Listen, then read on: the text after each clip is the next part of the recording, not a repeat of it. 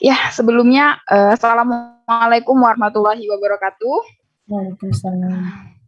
Ya, selamat siang Bapak Ibu sekalian. Sebelumnya saya perkenalkan diri terlebih dahulu. Saya Vivin Viani di sini sebagai konsultan penerbit buku pendidikan The Publish Yogyakarta. Sebelumnya saya ingin ucapkan terima kasih kepada mungkin Bapak Khairul Anam ya, sebagai Business Development Head Sipten dari Sevima yang telah bekerja sama juga dengan dunia dosen dari salah satu portal dari The Publish yang untuk menyenggalakan acara pada siang hari ini seperti itu. Ya, sebelumnya saya terima kasih juga kepada Bapak moderator itu Bapak Ilham begitu atas waktu yang telah disediakan.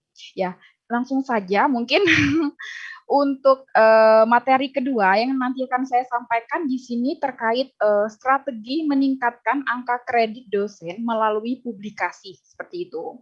Tadi mungkin dari penjelasan Ibu Nuryati begitu selaku Ketua Panitia Sertifikasi dosen sudah sangat jelas sekali kalau dari saya begitu terkait apa saja yang perlu dipersiapkan dan juga bagaimana untuk mungkin upload di sister itu sendiri untuk angka kredit begitu. Jadi di sini mungkin saya sedikit membahas terkait bagaimana cara Bapak Ibu untuk memperoleh angka kredit dari dosen, melalui publikasi begitu. Ya, seperti yang kita ketahui bersama begitu ya Bapak Ibu ya, setiap institusi ataupun kampus begitu itu memiliki tridharma perguruan tinggi begitu. Di mana yang pertama itu terkait pendidikan, di sini meliputi pendidikan sekolah maupun pelaksanaan pendidikan ataupun pengajaran. Di sini juga ada pengajaran itu sendiri, itu meliputi pelaksanaan penelitian dan menghasilkan karya ilmiah, sains, teknologi maupun seni ataupun sastra. Kemudian di sini ada pengabdian masyarakat. Di sini selain pengajaran, mungkin Bapak Ibu dosen juga diminta untuk pengabdian masyarakat, mungkin penyuluhan ataupun pelatihan terprogram kepada masyarakat sekitar seperti itu yang nantinya bisa dijadikan sebagai bahan untuk mungkin pembuatan buku begitu. Nah, dari tridharma tersebut sehingga nanti kita bisa mengetahui beberapa kedudukan begitu, artinya nanti setelah sertifikasi dosen maka akan muncul beberapa 4 jabatan fungsional begitu yang nantinya ini wajib khusus dosen dalam 3 tahun. Nah, kalau di sini ada asisten ahli, ini minimal sekali biasanya itu diwajibkan menulis buku ajar ataupun buku teks publikasi ilmiah dan juga 1 buku karya ilmiah. Untuk lektor pun juga sama, ada publikasi buku ajar, kemudian kemudian lektor kepala juga di sini sudah merambah ke jurnal begitu. Artinya minimal 3 karya ilmiah dalam bentuk jurnal nasional terakreditasi atau 1 jurnal internasional ataupun paten karya seni monumental begitu. Nah, kalau untuk yang sudah guru besar begitu, nanti juga berkewajiban minimal itu menulis 1 buku ajar atau buku teks, minimal juga 3 jurnal, 1 jurnal internasional bereputasi dan minimal 1 hak paten atau karya seni monumental begitu. Ini merupakan sumber dari pedoman operasional beban kerja dosen. Jadi memang kalau sudah ini ketika ingin naik begitu ya Bapak Ibu ya untuk jabatan fungsional harus dan wajib begitu untuk menyelesaikan tanggungan-tanggungan ini tadi gitu, ataupun karya atau publikasi dalam bentuk buku maupun jurnal. Kemudian kalau secara sederhana ataupun secara garis besar untuk publikasi di sini terbagi menjadi 2 Bapak Ibu. Mungkin tadi sudah saya jelaskan, pertama itu ada jurnal, itu mungkin jurnal internasional, mungkin terindeks Scopus maupun nanti via Sinta, dan banyak juga portal-portal jurnal lain yang juga sudah terakui begitu. Nah, untuk buku begitu. Sebenarnya kalau buku ini karena ranah memang penerbitan, di sini saya dari penerbitan, jadi yang bahkan saya kupas lebih dalam itu mungkin dari buku itu sendiri. Di sini kalau untuk buku, untuk dijadikan mungkin buku angka kredit, itu ada beberapa buku. Nah, pada siang hari ini saya akan menjelaskan beberapa buku yang nantinya bisa digunakan untuk angka kredit Bapak Ibu sekalian. Di sini ada buku ajar dan juga ada buku referensi serta buku monograf begitu.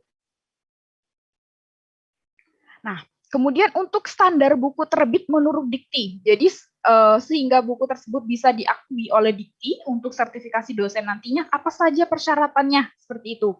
Nah, yang pertama, di sini memiliki ISBN ataupun EISBN. Kenapa penting untuk ISBN? ISBN penting karena untuk legalitas dari buku itu sendiri, begitu. Karena Bapak Ibu kan sudah melakukan penelitian, mungkin sudah banyak menulis, Bapak Ibu ya. Kalau tidak diakui ataupun tidak dilegal secara nasional, artinya ini terdaftar di Perpusnas, itu sayang sekali begitu. Nah, yang kedua itu bukunya nanti itu diterbitkan oleh penerbit anggota IKAPI. IKAPI di sini artinya Ikatan Penerbit Indonesia begitu. Jadi penerbit-penerbit yang mungkin masih baru ataupun yang sudah lama, ketika memang nanti ingin menerbitkan naskah Bapak Ibu sekalian, itu harus sudah menjadi anggota IKAPI agar nanti bisa digunakan untuk sertifikasi dosen ataupun kenaikan pangkat begitu. Nah, yang ketiga di sini diterbitkan secara nasional. Artinya ketika memang sudah diterbitkan di Perpusnas, Perpustakaan Nasional Indonesia begitu, nanti artinya sudah juga diterbitkan secara nasional begitu. Nah, bagaimana mengetahui bahwasannya buku Bapak Ibu itu apakah sudah terbit di Perpusnas atau tidak begitu? Ini caranya sangat mudah sekali. Nanti Bapak Ibu langsung mengunjungi websitenya di Perpusnas, ini https isfbn.perpusnas.go.id. Nanti di sana sudah ada portal seperti ini untuk penampakannya. Di sini ada bisa di searching atau bisa dicari untuk judul pengarang ataupun penerbit ataupun ISBN-nya langsung begitu. Nanti ketika Bapak Ibu sudah menerbitkan, nanti bisa dicari begitu. Apakah buku saya sudah terdaftar di Perpusnas atau belum? Ataukah sudah sudah di ISBN atau belum begitu? Nanti kita bisa cari, artinya bisa kita kontrol mungkin dari rumah begitu Bapak Ibu, ya tidak harus datang langsung. Nah, di sini di website di sini bisa mungkin judul dengan mengetik judulnya apa, ataupun pengarang nanti siapa itu. Pengarang di sini artinya nama penulis siapa, atau juga bisa menggunakan nama penerbit untuk pencarian, atau mungkin ketika ISBN-nya sudah terbit bisa memasukkan nomor ISBN langsung begitu.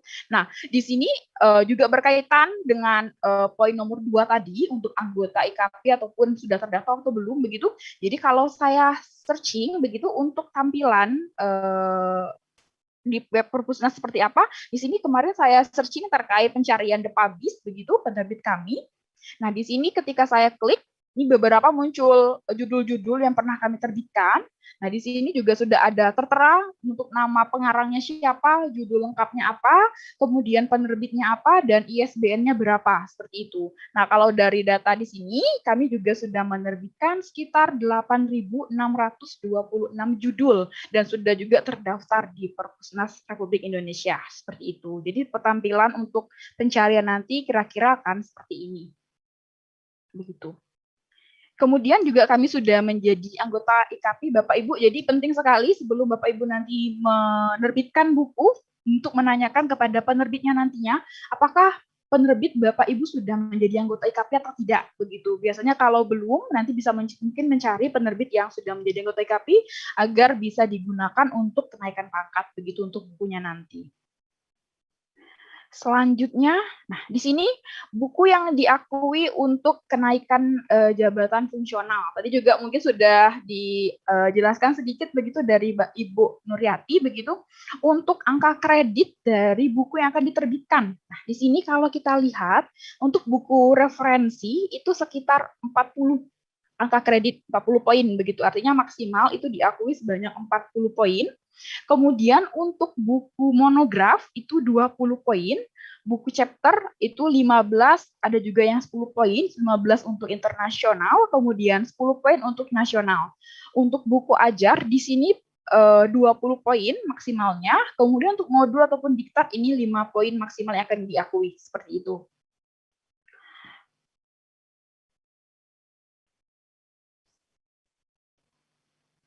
Baik.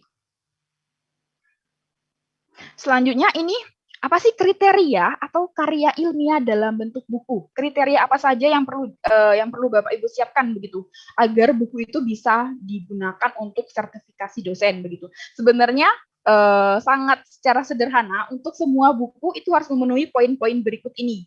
Yang pertama, isi buku sesuai dengan bidang keilmuan penulis. Jadi mungkin kalau Bapak Ibu, mungkin kalau Ibu Nuriati tadi terkait mungkin kelautan begitu ya Bapak Ibu ya Ibu ya, nanti bisa mungkin menulis tentang masalah kelautan atau mungkin dari segi manajemen begitu. Jadi untuk buku-bukunya terkait manajemen, mungkin kimia juga terkait ilmu-ilmu kimia, kemudian ekonomi pun sama begitu. Jadi memang harus ada relevansi antara background kita sebagai mungkin dosen Pak Ibu dosen dengan buku yang nanti akan ditulis seperti itu. Kedua, ini merupakan hasil penelitian atau pemikiran yang original. Nah, kriteria ini yang membedakan antara buku referensi, monograf dengan buku ajar. Jadi memang seperti untuk buku referensi, monograf, buku ajar memang buku-buku sama-sama buku pendidikan. Yang membedakannya adalah terkait isi ataupun hasil penelitian itu sendiri terkait mungkin novelty dan lain sebagainya. Begitu. Nanti untuk lebih detailnya nanti akan saya jelaskan di slide selanjutnya. Yang ketiga ini memiliki ISBN begitu. Tadi seperti yang sudah saya jelaskan, ketika memang ingin digunakan untuk sertifikasi dosen, itu wajib memiliki ISBN. Gitu. Ini tebal paling sedikit 60 halaman cetak begitu. Jadi versi cetaknya nanti itu paling ini berkaitan dengan poin selanjutnya, itu paling minimal untuk ukuran buku yang akan digunakan itu menggunakan ukuran standar UNESCO dengan spesifikasi 15 dikali 23 cm dan juga dengan spasi 1 begitu.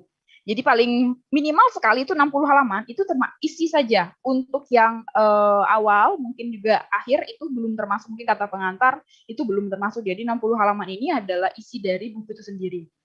Yang selanjutnya, itu diterbitkan oleh penerbit badan ilmiah atau organisasi perguruan tinggi. Nah, untuk terbitkan badan ilmiah, ini mungkin dari penerbit di Indonesia ataupun juga nanti juga di perguruan tinggi Bapak Ibu yang mungkin sudah ada penerbitan mungkin dari institusinya, mungkin seperti ada UGM Press, gitu, ITB Press itu juga sudah ada yang menciptakan perguruan tinggi yang memiliki penerbitan sendiri begitu. Isi tidak menyimpang dari falsafah Pancasila dan Undang-Undang Dasar 1945. Ini sudah pasti ya Bapak Ibu ya, ketika memang sudah menerbitkan buku-buku yang berkaitan dengan keilmuan, itu insya Allah sudah sesuai begitu dengan falsafah Pancasila maupun Undang-Undang Dasar. Selanjutnya, nah, apa perbedaan? Mungkin Bapak Ibu tadi bertanya, apa perbedaan buku ajar, buku monograf, maupun buku referensi? Nah, di sini kita bisa lihat ini beberapa perbedaan yang saya rangkum begitu ya. Di sini kalau untuk sumber, kalau buku ajar ini RPS, rancangan pembelajaran semester ataupun hasil penelitian ataupun hasil pemikiran kajian bidang tertentu begitu. Jadi biasanya untuk pembuatan buku ajar memang mungkin berdasarkan RTP maupun silabus yang nantinya akan digunakan untuk pembelajaran mungkin 1 semester ke depan ataupun 2 semester ke depan nantinya seperti itu. Namun kalau untuk buku monograf ini merupakan hasil penelitian begitu. Untuk buku referensi pun juga hasil penelitian yang nanti dibukukan dalam sebuah buku begitu. Nah, untuk fungsi dari buku ajar sendiri, nah kalau kita lihat buku ajar itu digunakan oleh dosen maupun mahasiswa saat proses belajar mengajar. Harapannya memang nanti mahasiswa lebih memudahkan ketika memang diberikan materi sehingga nanti bisa secara mandiri belajar dari materi-materi yang telah disampaikan seperti itu. Nah, kalau untuk buku monograf dan juga buku referensi ini penelitian dan pengajaran begitu. Jadi bisa dijadikan untuk referensi, mungkin untuk penelitian selanjutnya, untuk penelitian selanjutnya ataupun juga bisa juga untuk pengajaran. Jadi di sini bisa digunakan dari dua sudut pandang gitu Bapak Ibu ya. Kemudian untuk gaya bahasa. Kalau buku ajar komunikatif dan semi formal. Kenapa komunikatif? Karena buku ini digunakan untuk bahan ajar. Jadi artinya digunakan juga oleh mahasiswa dan juga mungkin secara umum artinya bisa digunakan oleh semua kalangan. Harapannya untuk seluruh kalangan di Indonesia, begitu Bapak Ibu ya. Jadi memang bahasa-bahasanya pun juga tidak terlalu ilmiah, artinya tidak terlalu formal sekali begitu. Nah, berbeda dengan buku monograf maupun buku referensi, itu harus formal sesuai dengan kaidah format penulisan karya ilmiah seperti itu. Nah, untuk susunan, di sini landasannya itu untuk buku ajar itu pola struktur belajar yang fleksibel dan secara terstruktur. Berbeda dengan buku monograf dan buku referensi itu sesuai alur logika ataupun urutan keilmuan, dan juga buku referensi monograf pun sama begitu.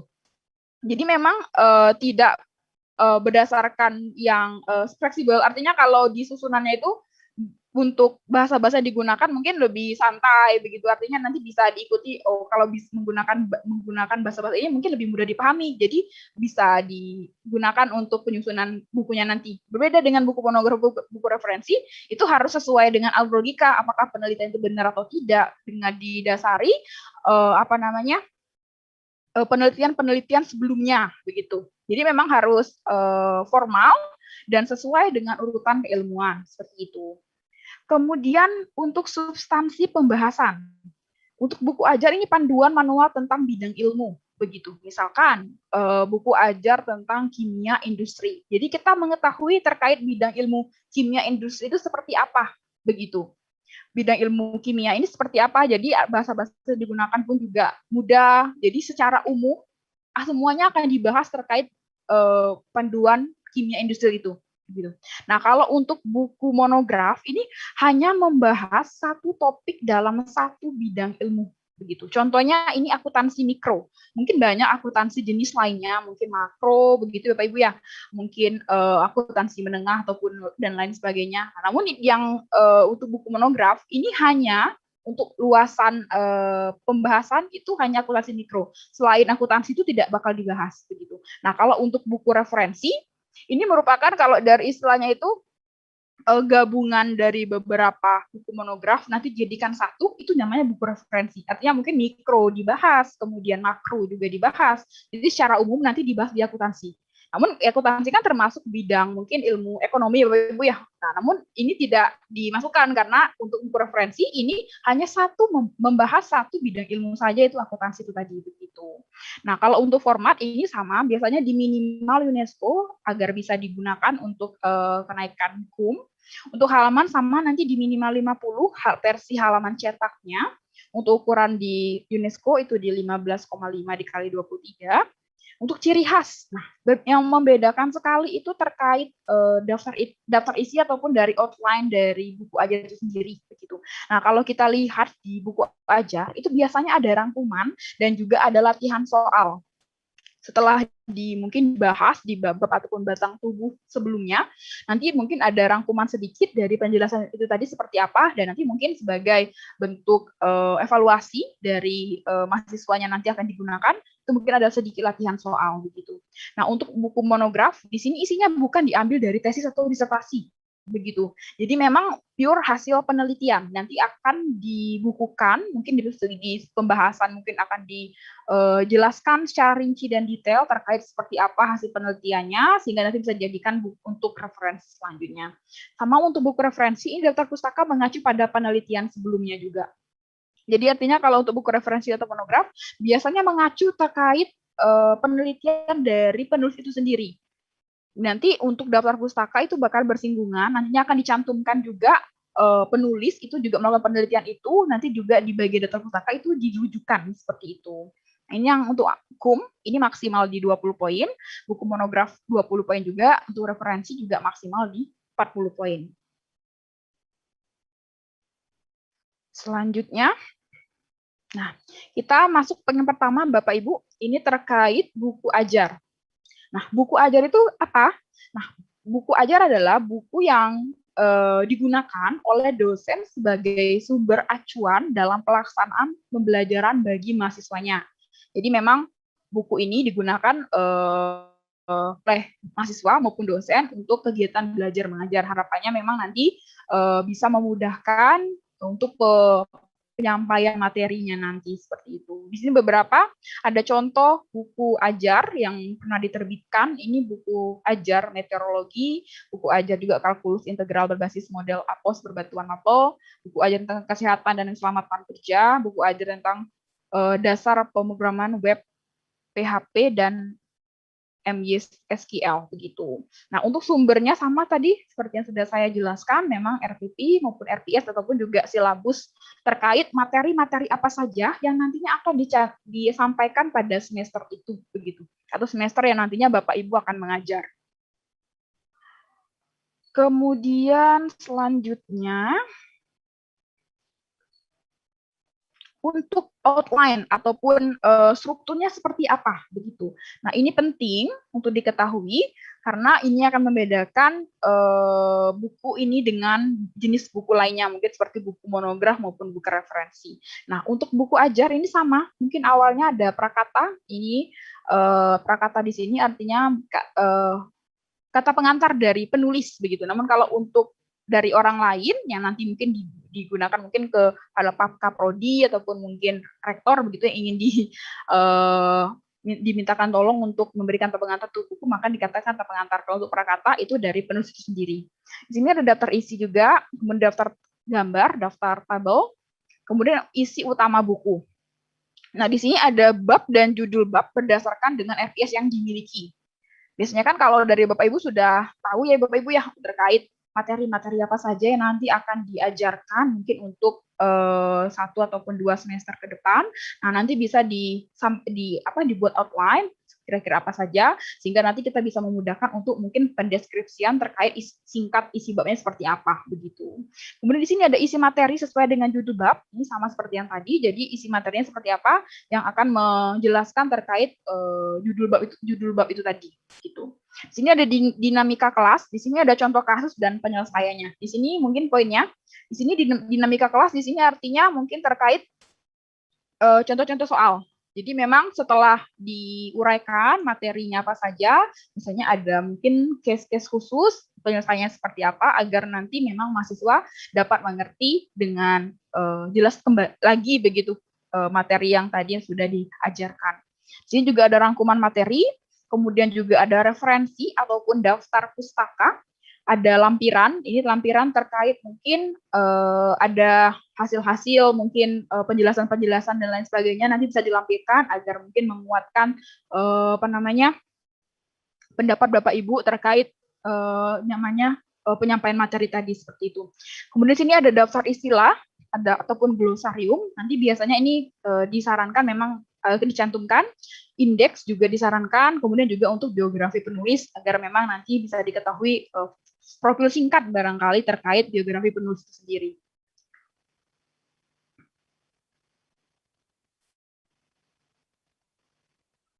Baik, ini mungkin saya lampirkan beberapa contoh dari buku ajar yang diterbitkan oleh The Publish. Ini untuk gambaran singkat begitu Bapak Ibu ya. Di sini ada buku ajar meteorologi, ini karyanya Bapak Arizal Hendriawan MSc begitu. Nah, kalau kita lihat dari outline buku ajar seperti yang sudah saya jelaskan tadi, di sini ada beberapa daftar isi begitu yang menjelaskan daftar isi.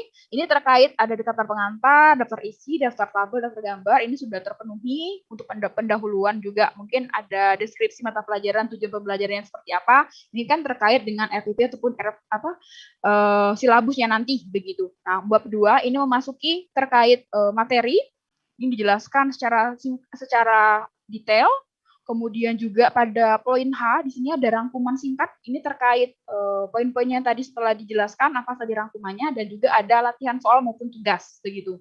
Ini mungkin sekilas gambaran dari outline buku ajar. Jadi setiap bab, kalau dari Bapak Arizal ini mencantumkan rangkuman maupun latihan soal. Mungkin harapannya mahasiswa sebelum ke bab selanjutnya mengerti ataupun paham betul terkait mungkin poin-poin yang sebelumnya disampaikan seperti itu. Ini sama, setiap bab juga diakhiri dengan rangkuman maupun soal latihan, diawali juga dengan beberapa penyampaian materi terkait poin-poin, tipe awan, gerakan udara vertikal, dan lain sebagainya. Nah, untuk spesifikasi buku ajar. Spesifikasi buku ajar ini secara umum mengacu pada ketentuan pada peraturan tentang jabatan akademik dosen dan hiba buku dikti begitu. Kalau untuk penulisannya seperti apa? Di sini bisa diketik dengan komputer, ukuran mungkin font maupun fontnya ini bisa menggunakan Times New Roman dengan 12 ataupun Cambria itu 11. Nah, buku memiliki ISBN dan diedarkan. Kemudian juga jumlah halaman tidak kurang dari 60 poin, tidak termasuk bagian preliminaris dan postliminaris. Ukuran minimal di UNESCO 15,5 dikali 23, diterbitkan oleh badan ilmiah. Ini sama seperti yang sudah saya jelaskan sebelumnya. tidak menyimpang dari peraturan dan kode etik penulisan ilmiah, berlaku satu buku untuk satu mata kuliah. Ini harapannya memang ketika digunakan untuk bahan ajar, memang fokus di mata kuliah tersebut begitu. Kemudian ini beberapa buku ajar yang diterbitkan oleh The Publish, ini terkait buku ajar komposit untuk mahasiswa teknik mesin, buku ajar kimia industri, buku ajar membangun spirit dan kompetensi agrotechnopreneurship, dan juga buku ajar farmasi komputasi. Nah, kita langsung sekarang beralih ke buku monograf. Berbeda dengan buku ajar tadi, buku monograf ini merupakan tulisan ilmiah dalam bentuk buku ber-ISBN yang substansinya pembahasannya itu hanya pada satu topik dalam hal suatu bidang ilmu kompetensi penulis. Nah, ini memang kalau buku monograf pembahasannya sangat detail ataupun rinci sekali, artinya memang satu topik saja dalam satu bidang ilmu begitu. Seperti ini, seperti di sebelahnya ini ada beberapa contoh cover begitu Bapak Ibu ya, terkait yang pernah diterbitkan di The Publish. Ini tentang yang pertama itu monograf. Monograf di sini bisa juga dalam bentuk pengabdian masyarakat begitu. Ini salah satu diterbitkan oleh Ibu Dr. Ika Dewi Sartika Sayenima. Ini monograf pengabdian masyarakat, pemberdayaan masyarakat dalam kegiatan daur ulang pengolahan sampah rumah tangga. Nah, kalau Ibu Astrilia Damayanti, ini terkait monograf ekstraksi antosianin bunga dadap merah menggunakan microwave assist extraction. Jadi memang pembahasannya itu satu topik saja, itu membahas tentang sesuai dengan judulnya tadi, seperti itu. Nah, untuk sumber buku monograf apa saja? Ini penelitian eksperimen lapangan, bisa penelitian lapangan atau mungkin juga bisa penelitian kajian literasi begitu. Kalau memang Ibu Bapak mengumpulkan dalam bentuk literasi itu juga bisa dijadikan buku monograf. Namun kalau bisa, kalau saran dari kami biasanya itu penelitian mungkin eksperimennya dalam bentuk lapangan yang lebih didahulukan seperti itu.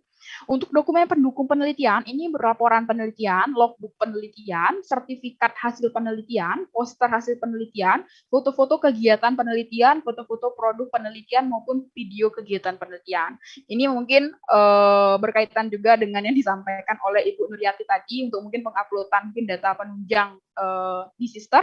Ini juga kalau bisa untuk mungkin logbook, mungkin sertifikat maupun poster, foto-foto kegiatan selama penelitian itu tetap harus didokumentasikan. Harapannya ketika digunakan untuk buku bisa juga untuk mungkin di sisternya nanti untuk penguploadan berkas dan lain sebagainya seperti itu.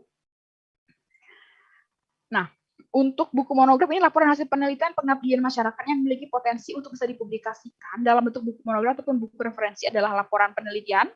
Nah, bentuk-bentuknya apa saja? Di sini ada laporan penelitian, yang kedua itu laporan pengabdian masyarakat, serta temuan lainnya dalam format kajian ilmiah. Tadi seperti slide sebelumnya, ini ada buku Ibu Dr. Ika Sayenima, ini terkait monograf, namun pengabdian masyarakat. Mungkin penyuluhan-penyuluhan terkait kegiatan daur ulang ya. Namun berbeda dengan Ibu Astrilia, ini memang khusus ke penelitian mungkin dari segi ilmu mungkin saat yang sekarang begitu. Artinya Ibu Astrilia mungkin background-nya adalah mungkin kimia begitu ya. Ini kalau dari judulnya sekilas tentang kimia begitu. Jadi bisa laporan penelitian lab, bisa juga dalam bentuk pengabdian masyarakat seperti itu. Kemudian ini beberapa contoh, ini saya berikan contoh juga untuk outline buku monograf. Ini salah satu yang terbitkan di The Publish juga, ini buku monograf terkait clustering penghasilan penduduk terdampak COVID-19. Nah, kalau dari judulnya saja kita nggak mengetahui begitu Bapak Ibu ya, ini memang penelitian mungkin secara langsung, begitu artinya langsung ke yang terdampak COVID begitu. Ini ditulis oleh Ibu Nur Nafia. Nah, kalau berbeda dengan buku ajar tadi, buku monograf ini harus merujuk pada penelitian yang dilakukan oleh penulis. Jadi untuk rujukan ataupun referensinya pun juga harus dicantumkan pada daftar pustaka ataupun referensinya nanti. Nah, di sini juga sudah saya tampilkan. Ini sudah dilakukan seperti itu.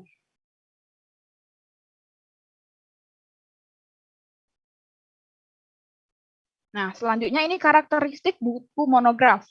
Ini sama, diterbitkan, disebarluaskan, ber-ISBN juga. Substansinya pembahasannya hanya satu hal saja dalam satu bidang ilmu. Seperti tadi akuntansi mikro begitu.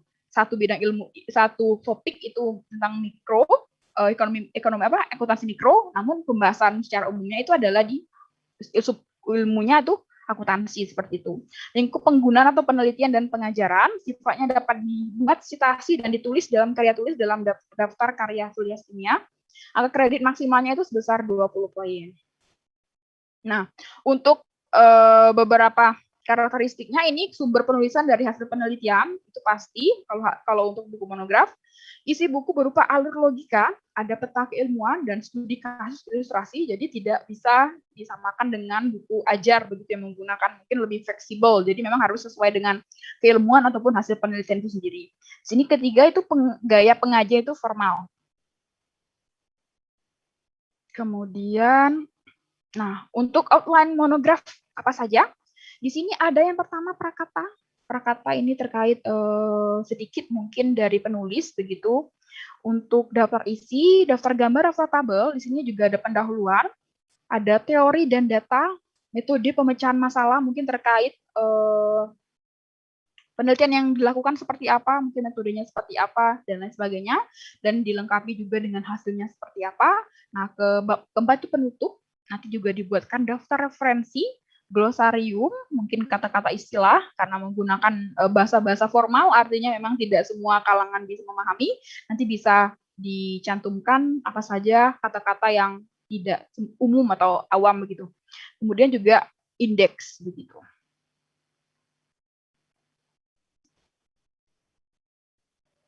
Nah, ini contoh untuk outline buku monograf, tadi sudah dijelaskan langsung, ini saya berikan langsung kasusnya. Ini ada prakata, daftar isi, daftar tabel, di sini terkait materi sedikit begitu, dan juga ada tujuan penelitian, mungkin terkait pendahuluan terlebih dahulu, baru kemudian nanti memasuki terkait hasil penelitian, pembahasan dan lain sebagainya. Ini mengupas hasil tahap 2 di SD di kota Bukit Tinggi begitu. Ini epilog mungkin terkait konklusi ataupun rangkuman kesimpulan begitu, hasil penelitiannya seperti apa begitu. Mungkin juga ada rekomendasi saran begitu untuk mungkin dari hasil penelitian seperti apa, bisa sarannya jika ada yang meneliti mungkin ditambahkan variabel-variabel apa yang bisa membuat hasil penelitian menjadi lebih baik seperti itu. Ini juga di daftar isinya terletak juga ada daftar pustaka, ada lampiran penelitian. Ini juga kalau bisa dilampirkan agar mendukung buku itu sendiri seperti itu.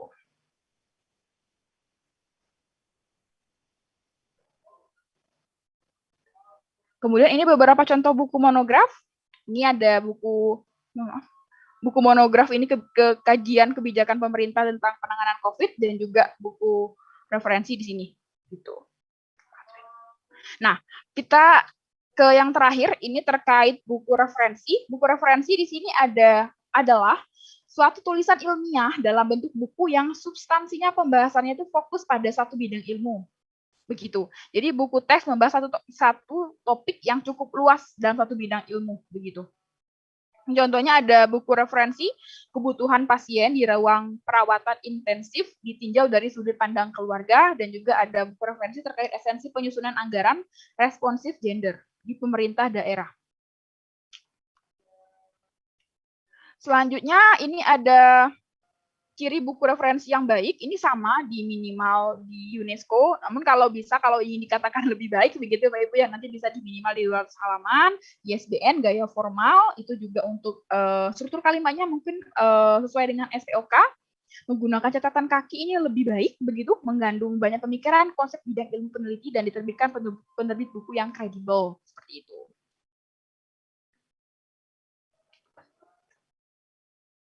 Untuk komponennya apa saja? Di sini ada prakata, kemudian daftar isi, batang tubuh yang terbagi dalam bab atau bagian dan tunjangan instruksional, daftar pustaka, glosarium, indeks, dan biografi penulis. Sebenarnya kalau dari saya penjelaskan saya tadi, untuk isinya sebenarnya sama saja. Yang membedakan adalah di bagian mungkin bab apa. Ini banyak sekali sampai dengan 16 bab begitu. Ini juga dicantumkan istilah-istilah manajemen sumber daya manusia itu seperti apa, karena kan mungkin tidak semua paham begitu terkait bidang ilmu ini, artinya biar yang membaca nanti paham ataupun maksud dari istilah-istilah yang digunakan. Nah, ini beberapa contoh buku referensi. terkait ini bencana tanah longsor, kemudian prototype text recognition dan klarifikasi neural network, dan juga ada buku referensi interpersonal education dalam kurikulum pendidikan kesehatan. Nah, ini mungkin Bapak Ibu saran dari saya begitu ya. Kalau mungkin ingin menulis buku, ini saya untuk perkiraan mungkin timeline-nya seperti ini. Mungkin untuk 1-2 bulan ataupun 3 bulan ke depan, ini nanti proses menulis buku. Ini mungkin pertama mungkin terkait judulnya apa saja yang akan ditentukan, kemudian nanti kerangkanya, mungkin bab-babnya apa saja, sub-babnya apa saja, baru kemudian nanti bisa dideskripsikan uraian materi yang ingin disampaikan seperti apa. Nanti setelah selesai semua, bisa nanti masuk ke proses selanjutnya itu biasanya review ataupun revisi ataupun finishing dari buku. Biasanya ada review dari instansi ataupun dari Bapak Ibu dosen. Mungkin tingkat di atasnya itu biasanya mereview agar bisa diperbaiki nantinya tambahan-tambahan apa saja. Finishing. Nah, untuk proses penerbitan itu bisa sampai cetak kurang lebih 2 bulan, 1,5 sampai 2 bulan. Nah, harapannya di bulan ke-6 ini sudah selesai cetak begitu. Jadi untuk bulan ke-7, Bapak Ibu bisa menulis untuk mungkin buku kedua. Nah, jika dalam 6 bulan tadi Bapak Ibu memang konsisten menulis buku, mungkin nanti artinya Bapak Ibu bisa menerbitkan 1 buku atau per 1 semester. Artinya kan 1 semester biasanya 6 bulan ya. Jadi nanti selama 1 tahun nanti bisa menerbitkan 2 buku begitu. Karena ini untuk waktunya biasanya nanti memang disesuaikan juga waktu target Bapak Ibu untuk melakukan proses sertifikasi dosen begitu. Kalau mungkin di tahun depan, artinya mungkin dari sekarang sudah dipersiapkan materinya apa saja begitu.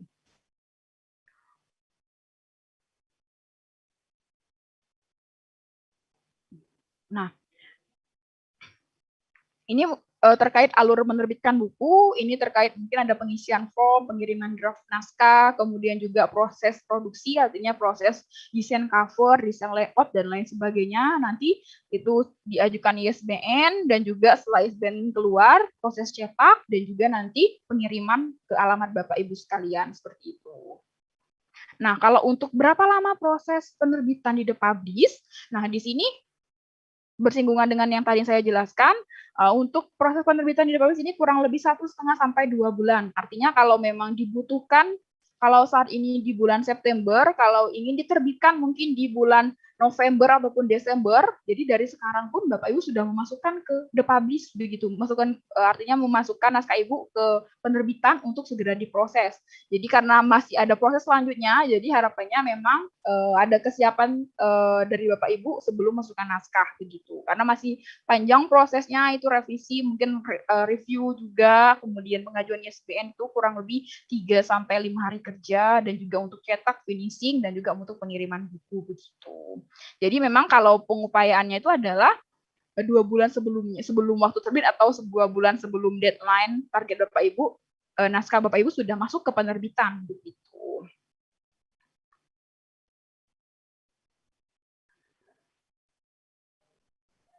Nah, ini mungkin nanti untuk yang ikut seminar webinar pada siang hari ini mungkin sebagai bentuk apresiasi kami biasanya untuk memperkuat kepercayaan juga. Ini kami biasanya memberikan upaya yang terbaik kepada penulis-penulis, mungkin juga seluruh dosen Indonesia begitu. Nanti kami memberikan e-book gratis begitu. E-book gratis terkait tata cara penulisan buku. Nanti mungkin dari penjelasan saya tadi masih ada yang kurang begitu jelas atau mungkin strukturnya seperti apa agar lebih mudah digunakan, lebih mungkin dalam proses penyusunan Bapak Ibu. Nanti kami bisa memberikan beberapa e-book gratis di sini terkait penulisan buku referensi seperti apa. Nanti akan dijelaskan memang detail dan rinci sekali begitu untuk proses penerbitan buku, proses penulisan buku referensi, buku monograf seperti apa, buku umum begitu Bapak Ibu ya, dan buku ajar begitu dan lain sebagainya. Nanti bisa saya berikan, mungkin nanti bisa menghubungi saya atau menghubungi pihak panitia. Nah, ini mungkin salah satu kutipan dari Pramudia Anantatur, itu orang boleh pandai setinggi langit, tapi selama ia tidak menulis, ia akan hilang di dalam masyarakat dan dari sejarah. Ini mungkin beberapa pegangan dari Bapak Ibu dosen yang mungkin suka menulis, jadi harapannya memang ilmu yang selama ini didapatkan bisa didokumentasikan mungkin dalam sebuah buku begitu. Mungkin ini saja, itu saja. Mungkin nanti bisa disimpan, mungkin kontak saya. Mungkin dari penjelasan saya yang kurang jelas, atau mungkin bisa tanya-tanya langsung juga boleh. Ini nanti bisa ke saya di CS10 The Publish, ini di 0811 2831 552. Nanti bisa konsultasi. Semisal Mbak Vivin, ini saya punya draft buku ini, mungkin bisa dicekkan, mungkin terkait Turnitinnya, ataupun nanti dari komponen buku yang sudah saya buat kira-kira kurang apa. Mungkin dari bahasa-bahasa saya apakah masih berat atau sudah formal, mungkin komunikasi seperti apa, nanti bisa saya bantu seperti itu. Nah, ini mungkin sebagai informasi, di besok kami yang juga akan mengadakan webinar itu terkait pendidikan dan literasi untuk mempersiapkan akademisi unggul begitu. Jadi bisa juga Bapak Ibu gabung di sini seperti itu.